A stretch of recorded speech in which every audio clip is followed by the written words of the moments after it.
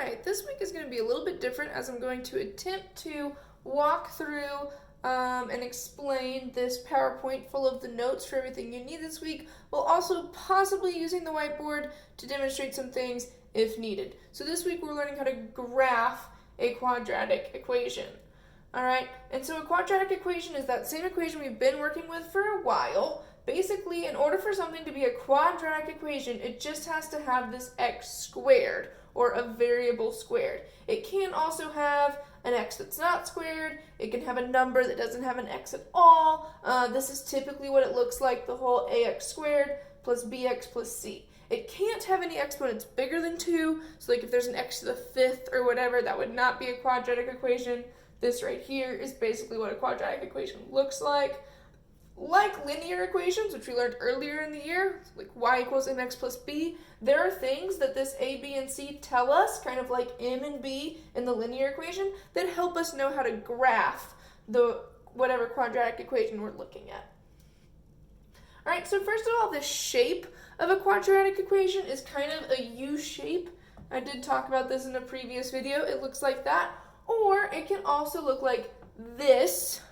And the way to tell which one it's going to be is that A. So we talked about these look like y equals ax squared plus bx plus c. So A is the number in front of x squared.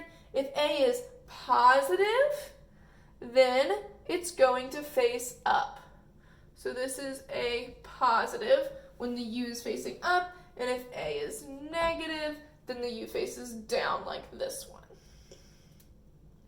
All right, you'll notice that a U can be folded in half and would be symmetric, just like we talked about symmetric functions earlier in the year. I can draw a line right here through which it is symmetric.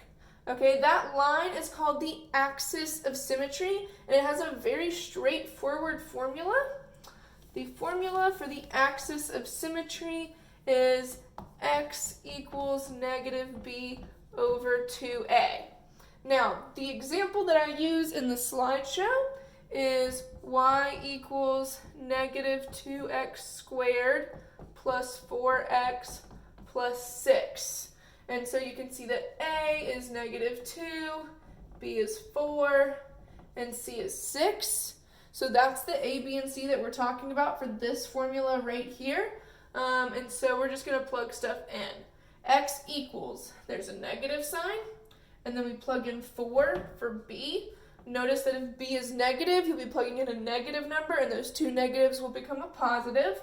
And then we've got a fraction bar, we've got a 2 that's part of the formula, and then I replace a with negative 2.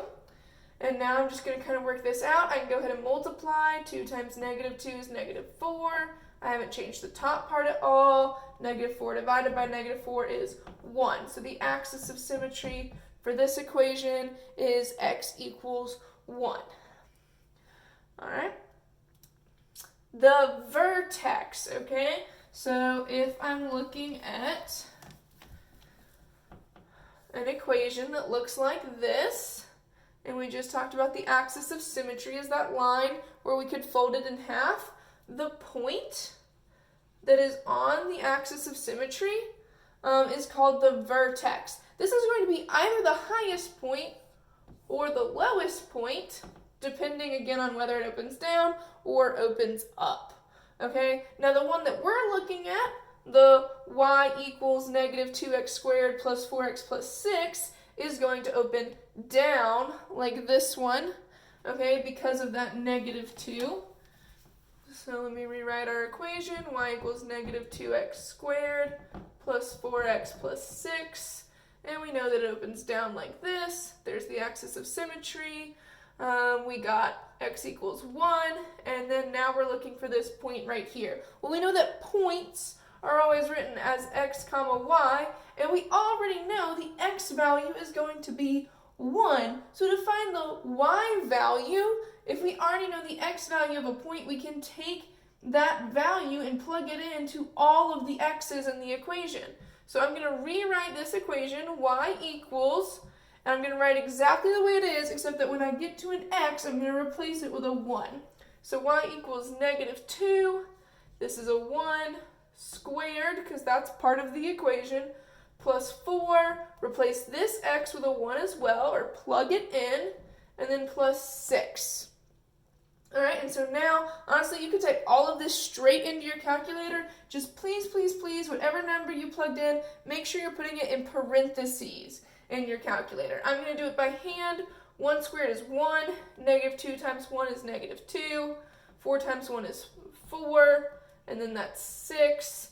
Negative 2 plus 4 is positive 2, plus 6 more is 8. So we get y equals 8. We already knew that x was 1, so if I write that as a point, x always comes first, so that's 1 comma 8. That would be the vertex of this equation. Minimum or maximum? I actually kind of already covered this. If you've got this kind of U shape that we see right here that's facing down, then that highest point is going to be called a maximum. If you've got a U shape like this, then that lowest point is going to be called a minimum. Okay, although when we ask for maximum or minimum value, we're only talking about the y value. So the one we just had, we said that this point was 1 comma 8. The y value of that point is 8, so we would say y equals 8 is the maximum value. And again, I know it's a maximum because the equation opens down and therefore has a highest point. It doesn't have a lowest point because these equations actually go on forever. You just can't graph them forever, just like lines. If I were to have a minimum, same thing, it would just be the y value of whatever point I had already gotten from the last step. The y-intercept. Okay, we've done y-intercepts before when we were looking at lines. This is going to be almost exactly the same. Okay, so we know that graphs have a y-axis and an x-axis. So let's say we know that mine points down.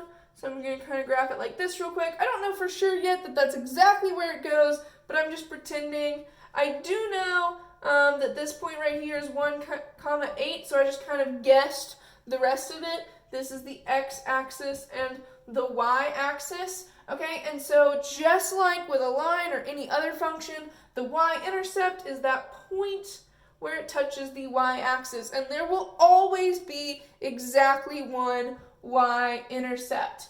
Now, we learned way back when we did lines that all y-intercepts have an x value of 0. So just like we did for that point, we're going to take our equation. I'm going to make some space. Our equation is y equals negative 2x squared plus 4x plus 6. We're going to take this, and since we know that for a y-intercept, x has to be 0, we're going to plug in 0 where both of the x's are. So y equals negative 2 times 0 squared plus 4 times 0 plus 6. Again, you can plug that all into your calculator, but the good news is you're multiplying by 0 in both of these places, so those are really all going to go away. This is just y equals 6. So we know that x equals 0. We know that y equals 6. We're looking for the y-intercept, which is a point. Points are always written as x comma y. Since the x is 0 and the y is 6, I just put both of those into a point, and I have my y-intercept.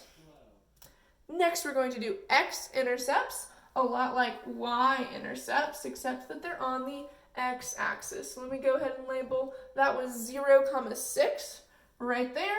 And then now I'm looking for those places where my equation crosses the x-axis, okay? Now, it is highly possible that your equation might have 2 of them. It also might have 1. It also might have 0, okay? Because x-intercepts are actually the exact same thing we did last week where you solve a quadratic equation. You can do that by factoring, or you can do it by using that quadratic formula that we looked at last week. Now, just to give you a heads up, x-intercepts are also sometimes called solutions, zeros, roots. They have a whole bunch of names. I'm just going to call them x-intercepts for now. And heads up, there could be 0, 1, or 2 of them. Now, just like we did with the y-intercept a second ago, an x-intercept is where y equals 0. So if the equation looks like this, y equals negative 2x squared plus 4x plus 6. We're replacing that y with a 0. Now you can see how this does in fact look like what we just did, where we have an equation equal to 0 and we solve through either factoring or the quadratic formula. So I'm going to walk you through both of those options. Hopefully you feel pretty familiar with them by now, but just in case, we'll look at it. So we've got 0 equals negative 2x squared plus 4x plus 6. Okay, now I have a number in front of x squared, so I know that this is snowflake and not just x method when it comes to factoring. Now, here's something really important. Please hear this. If you are doing an equation that starts with negative x squared, that negative counts as a number, okay? It's a negative 1. So even if you just see a negative and no number, you're going to need the snowflake method, and you're going to want to put negative 1 both here in both of these places. Okay, but for mine, I have negative 2 as my front number, so I'm going to put negative 2x. Or some people just do the negative 2 and add the x in later, totally fine either way. And then the middle number goes on the bottom, that's 4, and a times c is negative 12, that goes here. And now I'm looking for two numbers that multiply to get negative 12, add or subtract to get 4. 3 and 4 can't add or subtract to get 4, but 2 and 6 can. If I do 6 minus 2, that works, so 6 and negative 2. 6 minus 2 is positive 4. 6 times negative 2 is negative 12, so all of that checks out. And then remember that we need to simplify all of these. So negative 2x over 6, those can both be reduced by 2. So on top I get negative 1x, or you can just say negative x. And on the bottom I get 3. Then I have negative 2x over negative 2. And this is a little bit different than anything we've looked at before. When they are both negative, you are going to cancel out the negatives. Okay, if just one is negative, then you need to keep it exactly where it is. But if they are both negative, they are in fact going to cancel out. So I'm going to divide both of these by negative 2, and I get 1x over x. Okay, so there's my two parentheses. Negative 1x plus 3 and 1x, I have to erase this, plus 1. And that is, of course, still equal to 0. I'm going to split them into two separate equations. Negative 1x plus 3 equals 0. I can solve this by subtracting 3 and then dividing by negative 1. Negative 3 divided by negative 1 is going to be positive 3. So there's my first answer. And then I've got 1x plus 1 equals 0. I can subtract 1. That's 1x equals negative 1. There's really no need to divide by 1, but you can if you want. Nothing will happen. You will get x equals negative 1 as your second answer. However, these are intercepts. So again, they should be written as points, x comma y. And so for my first one, my x is 3, and I know that y is always going to be 0. And for the second one, my x is negative 1, and again, that y is 0. So that is how that is going to go. Again, you'll usually get two of them, but you might get exactly one if these two are the same exact number, or if this is not factorable. If there is no numbers you can put here to make it work, then you don't have any x-intercepts, and that is okay. The other way to do this is through the quadratic formula, which is my favorite because you can know for sure if you're doing it right. You're just plugging things into a formula. Okay, so that formula was x equals negative b plus or minus the square root of b squared minus 4ac. All of that over 2a. Okay, so you should have that formula handy from last week. So I'm going to start plugging things in. Again, we know a is negative 2, b is 4, c is 6. So x equals negative 4 plus or minus the square root of b, which is 4 squared. 4 squared is 16, minus 4 times a, which is negative 2, times c, which is 6. All of that stuff is under the square root. All of that goes over 2 times a, which is negative 2. Again, I like to do everything in the square root first. And if you just plug all that straight into your calculator, you'll get 64. And on the bottom, 2 times -2 is -4. This, I promise you, for your project this week, this will come out to a whole number, okay? So the square root of 64 in this case is 8, okay? However, I take back what I said. Either this will come out to a whole number, or it will be 0, which is fine. That means you only have one x-intercept, or it will be a negative number, in which case immediately stop what you're doing. That means you don't have any x-intercepts. All right, in this case we do. We have 2 of them. And so the first one is going to be -4 plus 8 over -4. -4 plus 8 is +4 over -4, and that's going to give us -1. The other one is -4 minus 8 over -4. -4 minus 8 is -12, divided by -4, which is +3. You'll notice those are, in fact, the exact same answers we got the other time, so you don't have to do both of these, just one or the other, totally up to you. Again, make sure you write it as a point, which is going to look like that. Okay, there's only one thing left that is part of this project, and that is to graph it, preferably on a loose leaf sheet of paper, and then take a picture and attach it to your project. If you absolutely cannot take and attach pictures, email me and we will figure something out. So we know that graphs look like this.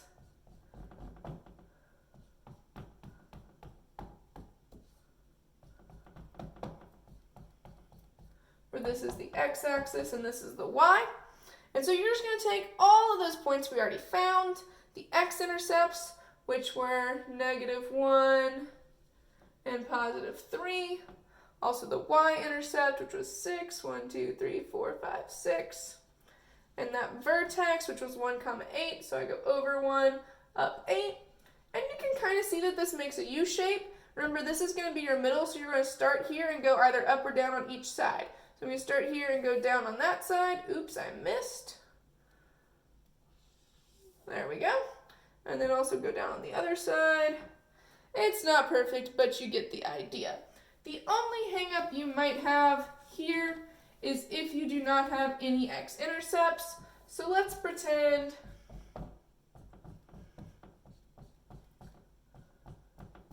that you know that yours points up, that your vertex is 1, 2, and your y-intercept is at 4. Okay, well, you always want to start at the vertex, and since yours goes up, you're going to go up towards the y-intercept. Try to make it curved looking. I did a really bad job at that, actually. Mine kind of looks like a line. Pretend that it curves.